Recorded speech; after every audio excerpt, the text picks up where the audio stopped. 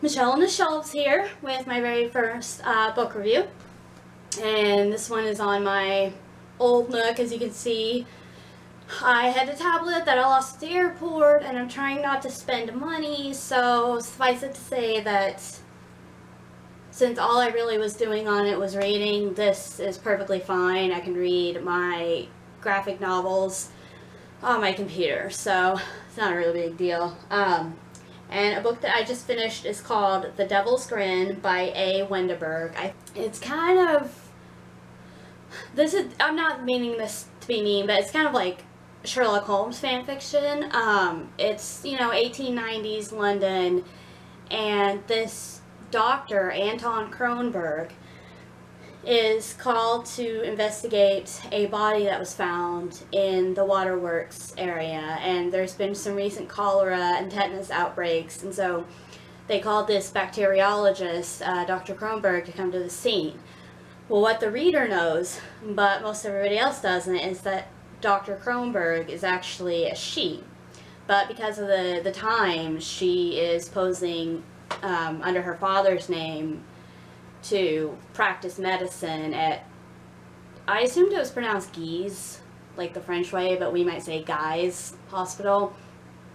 And anyway, Sherlock Holmes is also there, and this is the point in that canon where Watson's gotten married and moved out, but he still visits Sherlock.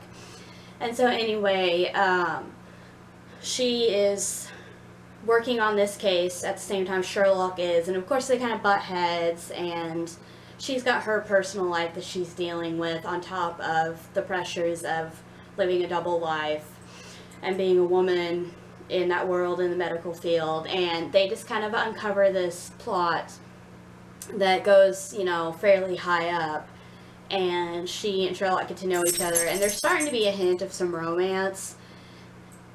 And aside from some awkward kind of descriptions and conversations, I've been really surprised at how good it was. I got it for free, but now it's like $4 on Nookbook, and I think there's probably physical copies of this particular book.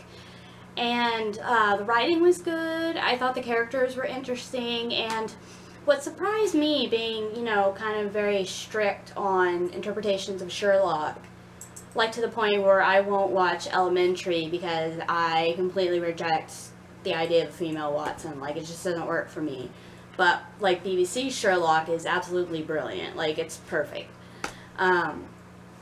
So I was really surprised that I liked this, and I thought we typically see Sherlock as asexual, and even those of us that are John Lockers, we kind of acknowledge that Sherlock's not the most sexual guy, and he's not a romantic though, so that's his possibility of, in my opinion and other people's, developing feelings for John. But that's another fangirl discussion, and you may see one of my dogs, the quiet one, that I let stay in the room with me.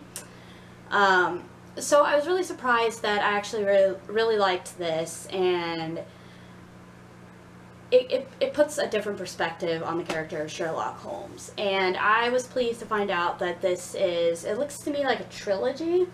And so as soon as I can find it, either at the library or a cheap copy, I'm going to get the second one, which is called The Fall, and read that one, and I'll do a review on that one. And this actually kind of spurred me to looking at some other Sherlock books, like one that I had seen but was not into Sherlock at the time, The Beekeeper's Apprentice.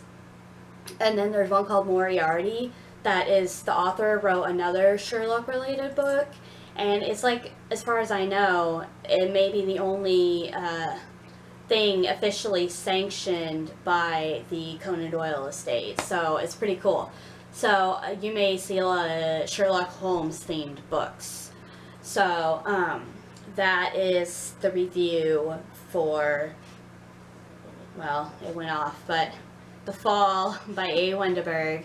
If you like Sherlock Holmes, if you like, even if you don't like Sherlock Holmes and you've read The Alienist by Caleb Carr, those kind of medical mystery thrillers that take place in the 1800s, I think you'll definitely like this book. So if you want to check my Goodreads that I link here, you'll see that I gave it 4 stars. because I try to abide by their categories, and it wasn't amazing, but I really liked it, and I'm definitely going to be reading the next book. So hopefully you enjoyed my review.